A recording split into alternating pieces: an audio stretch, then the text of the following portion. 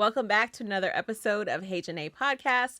I'm your host, Janeé Bolden. I'm a veteran entertainment journalist, and the podcast is all about navigating life mindfully as a creative. It's my way of saying hey to the world, and of course, I want to hear it back. Hey, Janeé. Hey, Janeé.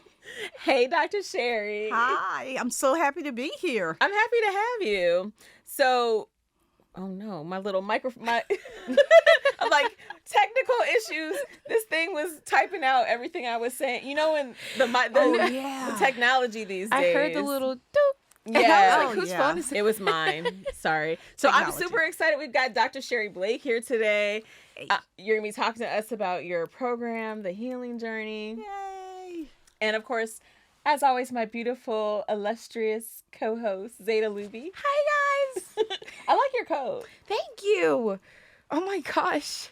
I'm getting a compliment on my clothes? You're so silly. Look at what you're wearing. I'm wearing my new Outcast collab with Gold. It's a Mundial Gold Outcast collab. I got a shout out to Eileen Arias. She worked on this project and sent me a jersey. It's cute. It has a Stankonia. Oh, I like it. That's cute. Because, I had to, do a special shout out to Outkast because That's right. they just were inducted into the Rock and Roll Hall of Fame. I love it. Thank you. I love it. I love that Super shirt, cute. too.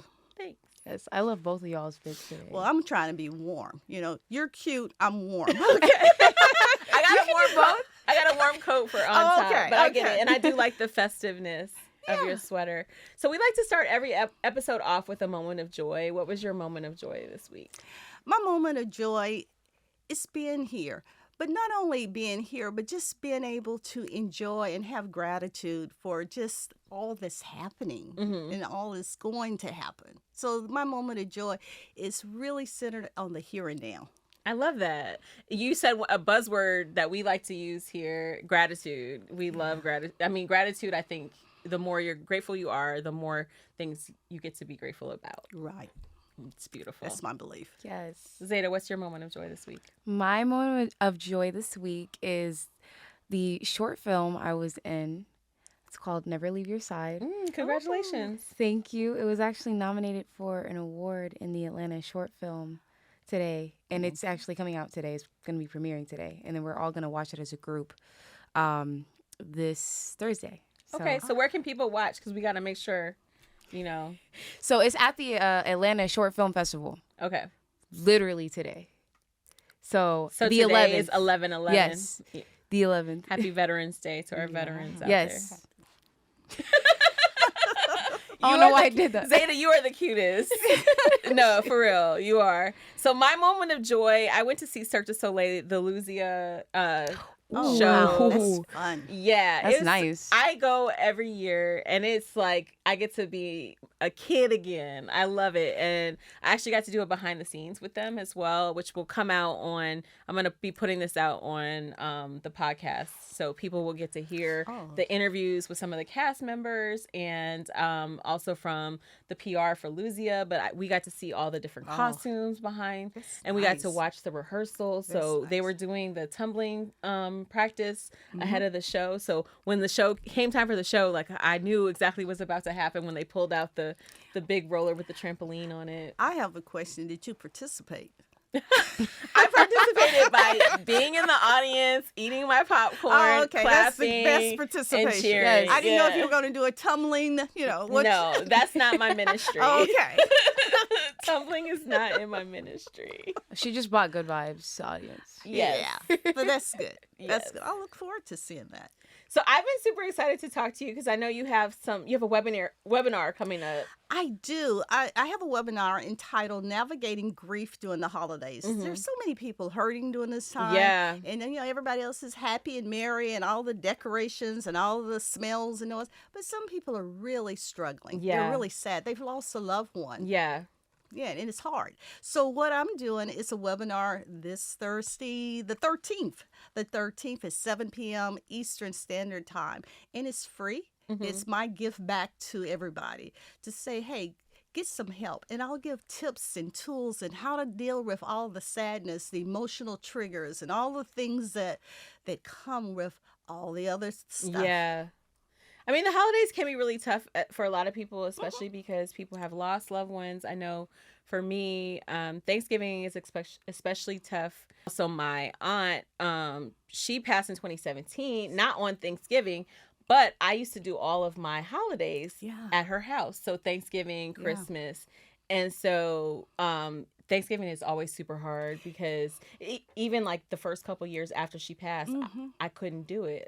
It was the last place I saw her healthy. Yeah. And, that's real because it's really tough because it triggers all the memories. It triggers all the things. And I know it's hard for me too. Or not move beyond that, but my parents died 3 months apart and they died right before Thanksgiving. I buried my father before Thanksgiving. So sorry. And Thanksgiving is the one holiday that I cook.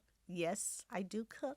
Yes, I do. If you want, you want. What's your specialty? Oh, I love baking. I don't care if it's German chocolate, pies, pound cakes. Well, I can do pies. I can do pies, chocolate pies. I do it all. Collard greens, you name it. But I do all the cooking, and my mom and dad was a very important part of that. So when I lost them right before the holidays, it was tough. So I not only can speak about grief from a professional point because I've worked with so many people, but I can always speak it from a personal. And it's hard. So I can understand that. Yeah. Yeah, you miss them forever. Yes, for sure. And I've started to do some things. I want to get into some of your tools. You have a whole program, the Healing Journey, right? I do. The Healing Journey is a 10-week, and this time it's going to be online starting in February 2026. Can you believe we're at 26? I can't. I mean, can you believe that? But I can't, but 2025 dragged me, so we're going to hope that 2026. we're all going to be crawling to get to 26, Yes. but we're going to make it. And in this program, what I do is help people be heard. I allow them to process their grief. I give them tools for healing because a lot of times people think, you'll get through it, give it time. You know what? Time doesn't heal. Time allows you to have room to heal. Yeah. But if you don't do the work, you're not going to, it's going to be there. And I don't care if someone died yesterday, 10 years ago. Grief is one of those things you're going to grieve forever. And one of my favorite things, people say, well, how long am I going to be grieving? How long am I going to be feeling like this? And I always say, how long are they going to be dead? Yeah. But the difference is you can learn to grieve without the pain. It is the emotional and the physical pain that keeps people stuck. And in this program, I help people work through that pain. I help them redefine their life. I give them tools and skills and how to manage because it's not easy. And we don't talk about family and the role of families and looking at all the stuff that goes into people just feeling sad, even if we don't talk about it. And one other thing I want to say to that, I know in our community especially, a lot of times people say, well, we're just praying for you, just pray about it. Yeah, we do pray, but we also have to do something because otherwise you feel guilty for feeling sad because you said, well, I wouldn't feel sad if I had prayed a little more. Yeah. Or if I had gotten in my word more. It's not about that. Yeah. This is real life. And we have stressors, so We many other do. stressors outside of just the death that impacts us. Because we have two losses. We lose the person, then we lose all the stuff they represented. Yeah. Wow, that's so real. I was literally just talking to a friend just in terms of like my journey and what I've been going through with my career and trying to figure out my next steps. And my aunt who passed, she was really that person in my life who I would talk to about career things. I would talk to her about investments and those kind of things. And like sometimes it's just really hard knowing like when I want to talk about career, well, who do I talk to now? And one time I called her son and, it's funny. He said, well, it might be time to reinvent yourself.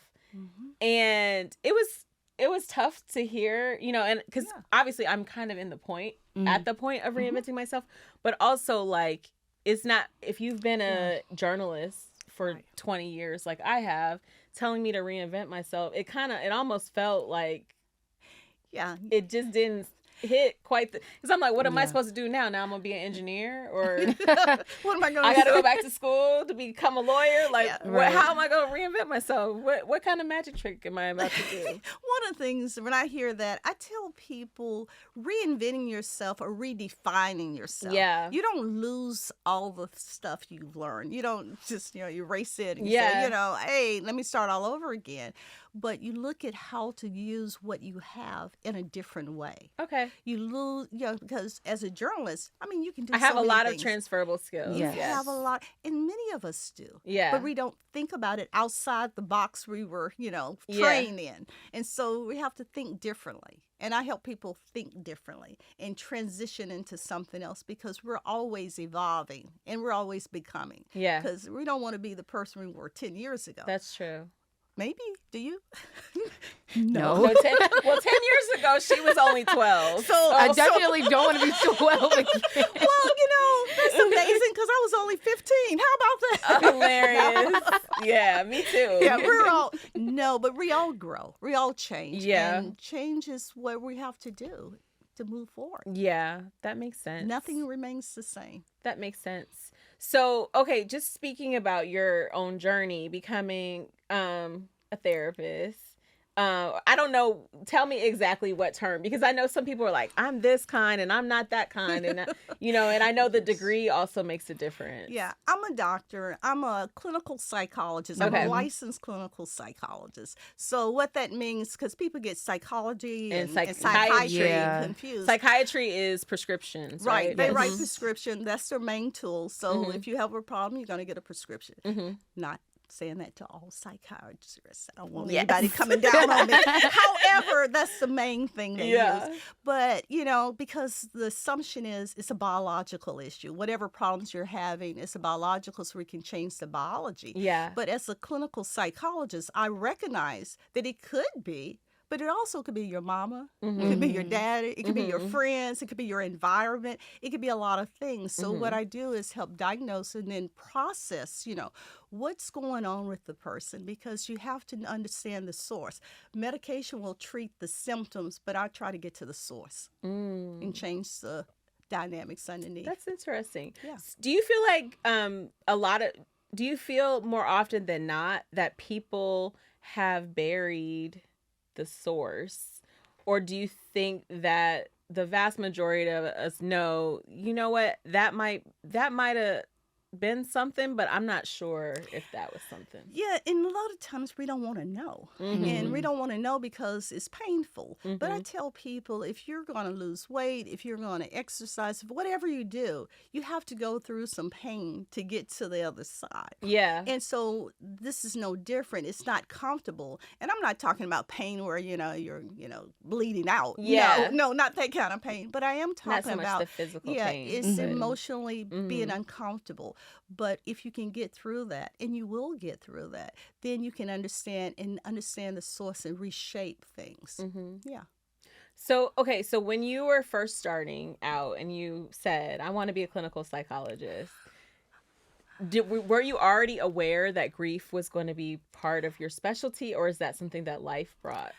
That's something that life brought. And I'll tell you a short story how it hit me really hard. Okay. When I was 25 years old, I lost my best friend. I lost my best friend to cancer. And I was at the point of starting my internship for my doctoral degree.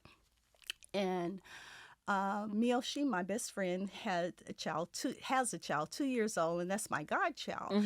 And she died in July 4th. And we went through the process of burying her. I did what all best friends would do. I did everything I thought, would help the family, took care of, my godchild.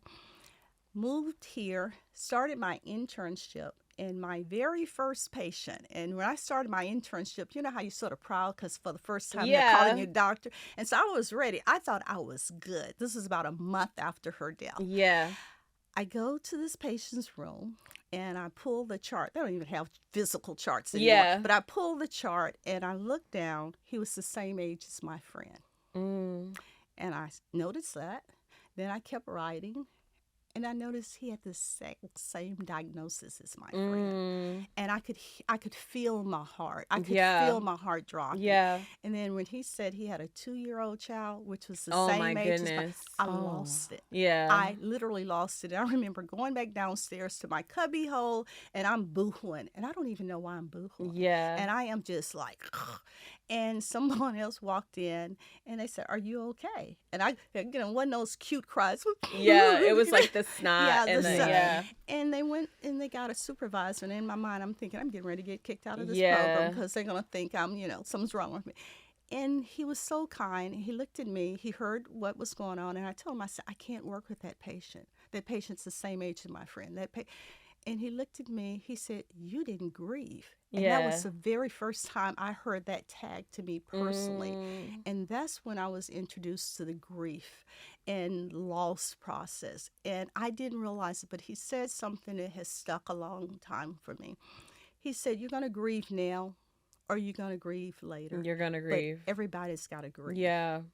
And so from there, I continued to work. And it wasn't until years later, and I mean years later when my parents died, that it became really, because I was their caregiver too. Yeah. And so to go through that process and then watch the end results, yeah, it became real. And I had worked with so many people, and it's different when you work with people in the community or in your office. Yeah. And then when it hits home, it's like, wow. So you really have a compassion and you have an understanding. So this is why I really said, you know what? This is one topic in our community we really don't want to talk about it. We don't want to talk about planning. We don't want to talk about what happens if.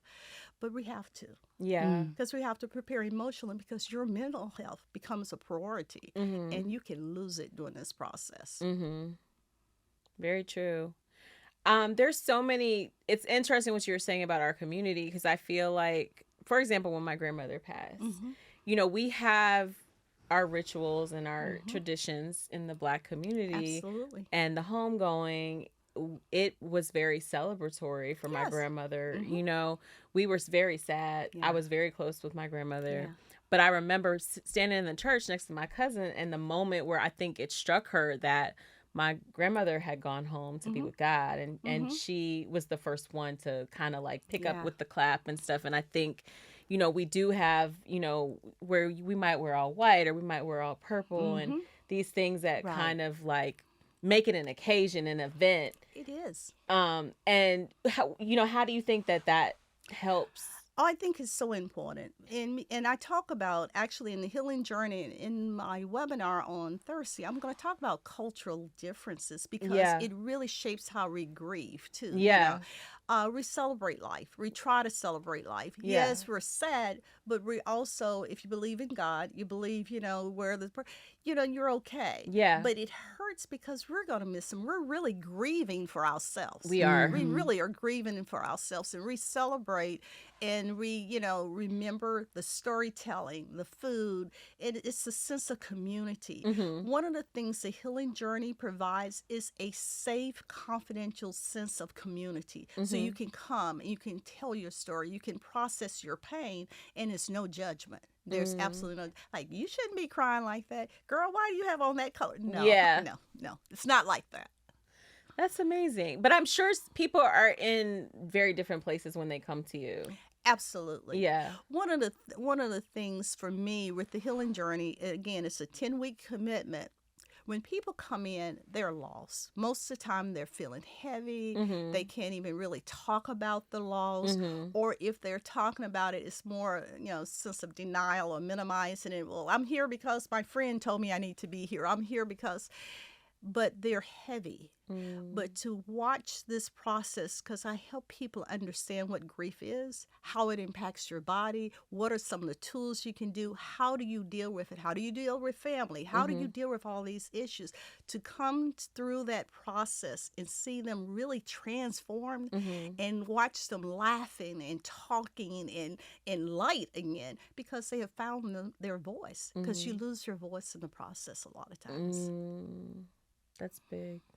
Yeah. So I know you from some of your work with more well known. We're not gonna Yeah. call them clients, but friends, your celebrity friends. Yeah. What's that been like working sometimes in the spotlight with people who they're celebrities, but Yeah. they suffer grief just like everyone else. I enjoy people. I don't care. And I have had the pleasure of working with superstars. I've had the pleasure of working with, a lot of people. But I Mhm. also work with everyday people. So Yeah. I'm that person that you can talk to. Mhm. I think for me, working with high profile people, it's no different. The difference is in terms of the pain. It's no difference. Yes, they grieve, they hurt, they, suffer loss, but how they get to express it because they're under a microscope Yeah. all The the time. Like, expectations on the them. expectations. And that's very, very tough. Mhm. So sometimes they need a safe, quiet space for it to be pulled to the side and say, hey, this is your hour. Mhm. You don't need to make up. I don't need, you Yeah. just breathe. And Yeah. I teach people how to breathe and how to relax, how to get beyond where they are. And Mhm. it's not easy when every time you open the door, somebody's there with a camera. Every Mm. time you open the door, somebody's criticizing you or Mhm. saying something. So, it's hard. But like I said to everybody, you don't get over it, but you're going to get through it. Yeah. Now, I know the healing journey is a 10-week program, Hmm. but I did want to ask you just because I know it's not one size fits all for Hmm. everyone. Is there a way to know like when someone is ready, if it might be before the 10 weeks or if you hit the 10-week and they're still Hmm. grieving, like how do you navigate that? Well, first of all, everybody's not ready. You're right. It's not a one, fit all. But as a psychologist, one of the things I do, I talk to everybody before they come into the program Mhm. because I'm very honest with people. If I think you're not ready and it's not time, I'm going to be very upfront with you Yeah. and say you may need a little individual work Yeah. first. You may need this, but the healing journey provides such a support system, a community. So even when they go through the 10-week program, oftentimes people go, well, what are we going to do now? But one of the things about the healing journey online is there's a private community Mhm. that they can stay, and I'll always engage in that program in terms of sort of an after program. So they're not like, oh, 10 weeks is over, bye. No, you have a support system that continues. Okay. So, I also wanted to ask you just because I feel like we hear a lot. We Mhm. had a guest recently, actually, my big bro Motown was here and he was talking about his discovering that he was depressed. Like he Mhm. hadn't even realized that he Yeah. was depressed and then, he was advised to go to therapy, Mhm. but and we've talked about it a lot on the show. All the people who say, as Black people, we don't do therapy. We don't go to therapy. How do you if you have someone in your community and you're close to them and you want to help them Mhm. and they just do not want to Mhm. go, like is there a way that you can, obviously people are only going to go when they're ready to Right. go, but what do you advise people to tell their loved ones who are in need of help but just don't want to seek therapy? That is such an excellent question because in our community, when we see something wrong, we tend to be direct and sometimes not very compassionate. So you'll hear, girl, you need some help. Or, Yeah. you need to talk to someone. And that's going to push the person away. Yeah. So, what you have to do, if you know there's a problem, you see a problem, say, hey, listen, I'm concerned about you. I will go with you on that first visit. But if you were need of glasses, you need a prescription, Mhm. and you couldn't see, you wouldn't Mhm. hesitate. Mhm. If you had diabetes, if you had something, you wouldn't hesitate to get help. And Mhm. there's nothing to be ashamed about. I've worked a long time trying to decrease stigma, Yeah. especially in our community, because we have such, and we're getting there. Yeah. We've made a lot. We have. And, because a lot of times the stigma is around the unknown. And, I'm not trying to read your mind, and, all the little things that I don't want. No, Yeah. I want my business out of the house. Well, Yeah. if you're bleeding, and the difference between an emotional bleed and a physical bleed, physically we see the blood. Yeah. Emotionally is internal and we feel it, but you don't see it. And Yeah. so we're like patching it up and trying to just keep going. And the reality is, if you're hurting and you know someone is really hurting, well, you wouldn't sit there and let them suffer. Say, listen, I know this is hard. Yeah. Therefore, I'll be willing to do whatever I need to do to help you, help yourself. Mm. And you have to give them that option. Yeah. And one thing we don't talk about, again, it's hard to talk about it, not that we don't talk about it, is suicide. Because a lot of times people will hold things in and and then something happens and they go, well, I didn't know that. I was so surprised. Really, the telltale signs were there all along, but we don't know how to recognize them and then we don't know how to talk about it. So what we have to do is identify those triggers, understand what that is. And I don't care. Confidentiality has limitations. If you're going to hurt yourself, You have to report you it. got to help. Yeah. And if you know someone, don't say, well, we're just going to hold it in, or we're going to pray about it. We're going to do this. Yeah. No.